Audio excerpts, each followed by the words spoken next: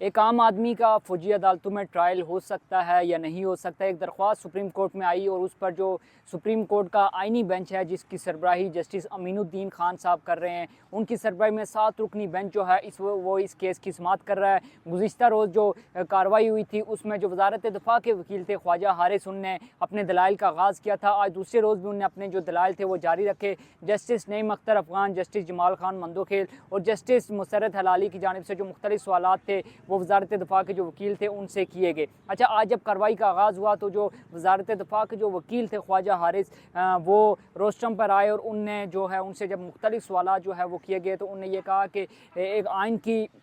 जो शिक है 233 उसके मुताबिक जो है वो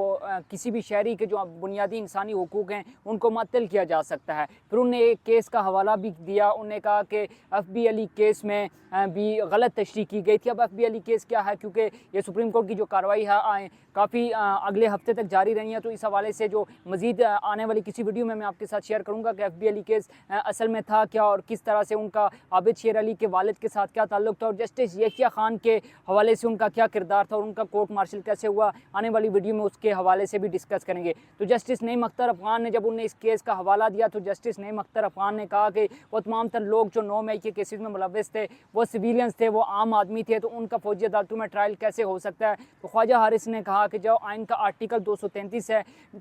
जब वो लग जाता है तो किसी भी शहरी के जो बुनियादी इंसानी हुकूक है वो मुअत्तल किए जाते हैं। तो बहरहाल एक और अहम जो रिपोर्ट जो तलब की गई थी सुप्रीम कोर्ट की जानिब से और कहा गया था कि जो कैदी हैं, क्योंकि गुज़िश्ता रोज़ जो हसन न्याज़ी के जो वालिद थे हफीज़ुल्लाह न्याज़ी, उन्हें सुप्रीम कोर्ट के अंदर ये कहा था कि जो उनके बेटे हैं सियान न्याज़ी उनको जेल में मुंतकिल तो कर दिया गया है लेकिन उनको अभी भी फ़ौजी तहवील में रखा गया है और उनके साथ उनको जो आम कैदियों के जो हुकूक हैं वो हासिल नहीं हैं, जिस पर सुप्रीम कोर्ट ने रिपोर्ट तलब की गई थी। और पंजाब हुकूमत ने आज अपनी रिपोर्ट सुप्रीम कोर्ट में जमा करवाई और ये कहा है कि 27 में से 26 ऐसे लोग हैं जो पंजाब हुकूमत की जो तहवील में हैं और पंजाब हुकूमत की मुख्तलिफ जेलों में वो कैद हैं और उनको जेल मैनुअल के मुताबिक 2 टाइम गर्म खाना दिया जाता है, साथ के साथ उनको बिस्तर, कंबल और जो उनकी मुलाकात है उस रोज़ उनके लवाकिन जो हैं उनके लिए फल वगैरह मुख्तलिफ चीज़ें ला सकते हैं। बहरहाल इस केस की समाअत अभी कुछ रोज़ तक चलनी है और देखना यह है कि आने वाले दिनों में इस केस के हवाले से आया आइनी